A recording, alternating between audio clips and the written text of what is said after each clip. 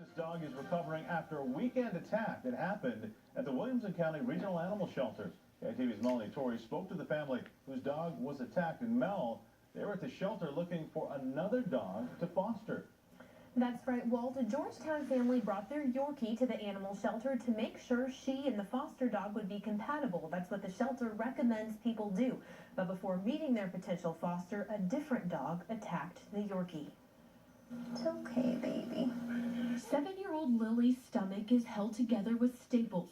She was with her owner, McKenna Flood, at the Williamson County Regional Animal Shelter when another dog, led by a potential adopter, came around the corner and attacked. Grabbed her whole body and shook her. She had several puncture wounds she was bleeding from. Some of her insides are coming out. When they couldn't get medical assistance at the shelter, they rushed Lillie to an emergency vet. I drove through traffic. She was in my lap bleeding. I was hysterical. My daughter was crying. Flood is thankful Lillie is on the mend, and her 3-year-old daughter, who was by Lillie's side, was not attacked.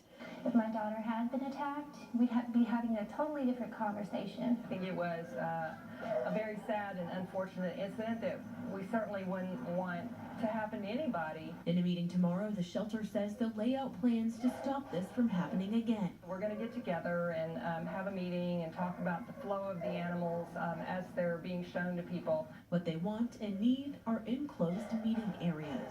I think one of our big issues is the way our shelter is laid out. All the dog kennels are right here.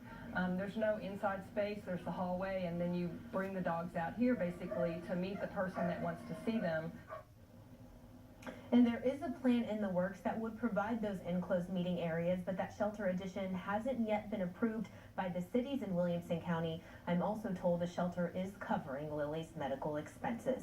Melanie Torrey, KITV News.